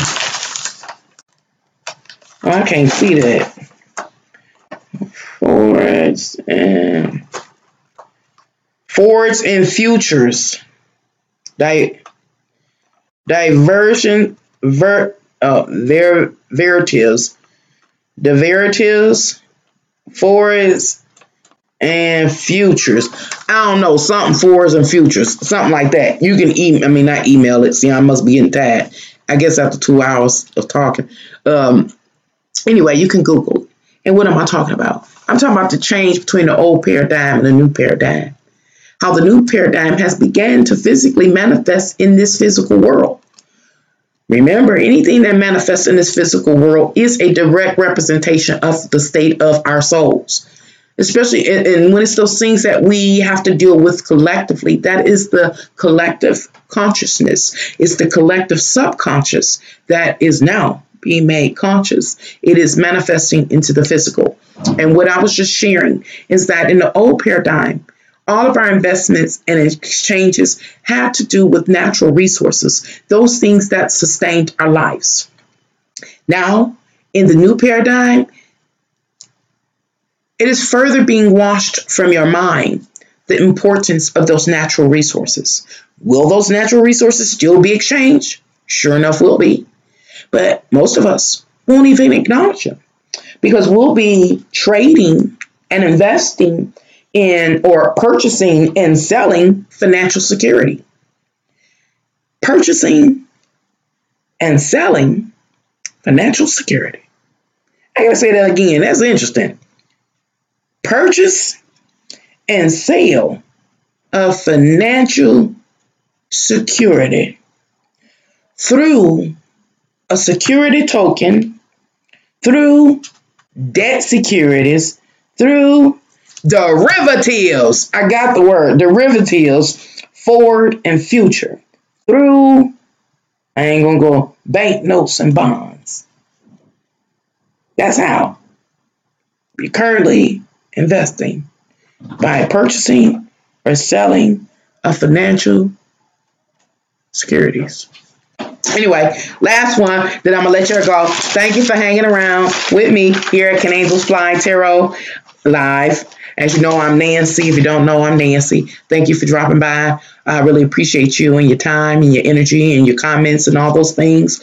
And if you're ever interested in ordering your own personal tarot reading with me, all you got to do is contact me at my email. My email is canangelsfly1@gmail.com.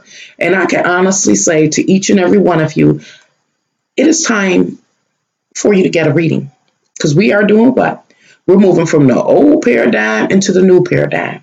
And the one thing that I believe, but I can't enforce upon nobody, I can just share what I believe, is that it is will be very beneficial to us all, each, if we can learn how to handle the truth, these truths that we don't want to look at. Because if we don't, a lot of the things that are coming into our reality are going to be traumatizing, to say the least. So last thing, and this is just to bring you up to consciousness, to make sure we're on the same playing field, that we are aware, talking about the old paradigm and the new paradigm.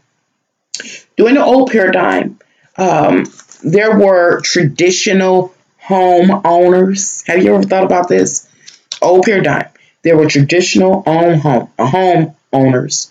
And these people bought homes or entered mortgages. And these mortgages lasted some 30 and 40 years. They don't even offer that anymore, I don't think. But 30 years, 20, 30, and 40-year mortgages in order to buy their homes which meant that those people, those purchasers, would have to live and stay in those houses for at least 20 and 30 and 40 years. Many people, including my mom, was one of those people that lived in the same house her whole life. I spent most of my young life in that house. She committed. Many people committed for the long haul to own a piece of trash at the end, a money pit. Anyway, I digress because I'd be talking crap. But why do I bring that up? That was a part of the old paradigm. People aren't built the same as they used to. People don't have the financial opportunities like they used to. When I say financial opportunities overall, I'm talking about, like, I'm from the D. So it was the big three, Chrysler, Ford, and GM, and so it was building the middle class, especially a black middle class. And so they bought homes and they stayed a long time, and then we had nurses and doctors and whoever else and whatever else you did to make it to middle class. And they bought these homes, and they had families, some fairly large families, some people 2 kids, other people 6. It just depended on what their preference were. People aren't the same anymore. The time has come that the millennials are taking center stage, and you are defining the norm, the social norms, social norms. And so your social norms say, I'm not going to be working at the same job for 20, 30, and 40 years. I'm going to have a diverse portfolio. Since I'm not going to be working at the same job for 20, 30, and 40 years, I'm going to diversify my portfolio. That suggests that you will be moving from one region to the next, getting a lot of exposure, And so that means, guess what? You're not going up under no mortgage for no 20, 30, and 40 years. So what am I talking about? I'm talking about those individual homes. Again, I don't know all the language or terminology that goes like with real estate, but real estate is changing. So these homes that end up being old, raggedy money pits at the end, all they will do, like they're doing in Detroit, is demolishing them to get the land for cheap in order to rebuild. Rebuild new property, new paradigm, new property for the new paradigm, real estate. Well, we can expect in the next 20 years to really start seeing a lot more apartment buildings and condos and lofts for lease popping up. We can. Yeah. Why is this? Because again, our mindsets and what we want and desire and feel like we need and how we want to move has changed since the old paradigm. As mentioned, the millennials have taken center stage. And so millennials, it's more short term. We talked about it before. Some even suffer from short-term memories, short-term memories, short span memories, those kind of things. It's also you're going to need short-term housing. And you know what short-term housing permits, or leased housing? You might even buy a condo, but it won't be much. It depends again on what field you're working in. Anyway, what will that free you up for? That them old people had doing the old paradigm. You ain't going to be cutting no grass. That ain't what millennials do. You ain't going to be cutting grass. You ain't going to be shoveling snow. You might not even be painting. You might be hiring somebody to paint. If you get tired looking at the paint, you might just move. So this is how not committing to long-term housing plans will be for the millennials. I think I said that right. And the last thing is how this short-term housing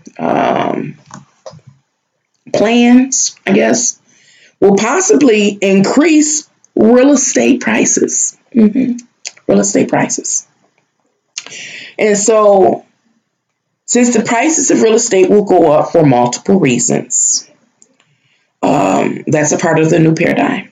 And I just want to feed it back into those people that's going to be squoze to have those jobs for minimal wages that most likely won't be able to afford these new apartments and condos and lofts, those kind of things. What will you do? What will I do?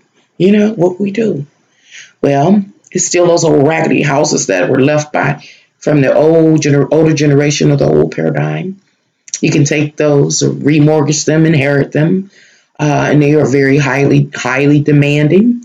Oh, another thing I wanted to talk about that I didn't talk about, I guess I have to make another video about, that directly aligns up with all of this, too. So I'm going to get off y'all back I'm going to figure out what we could possibly do, especially since the rules are changing as far as the housing rules and authority. And like even the power and authority that person that you rent from, you can't have multiple people in a home, which could be an answer to help offset some of the financial problems that are looming for certain groups in the future. If you do have multiple people, then there are additional fees, etc., etc. And so that, I guess that's a whole nother video. I know y'all be like, why would I order a reading from you, Nancy? You talk about everything but my love life. All this affect your love life. Come get a reading from it. You look, I don't know about that, Nancy. Okay, it was one other thing. I started joking and laughing and playing. I forget. It was one other thing. What was it? I ain't going to forget. As soon as I push off, that's when I'm going to remember. It was one other thing. Now, what was I just talking about, laughing and joking? I was talking about the younger folk and the older folk ain't going to do it no more. The younger folk, well, hot damn, I forget. That's old age do for you, y'all. So I'm going to let y'all go, and I just have to remember what I forgot next video. Well, I'm going to remember after I get off of this video, and hopefully I can tell you about it next time. I ain't going to try to worry myself. Good night, y'all, and thank you for your time once again. Have a wonderful night. Bye.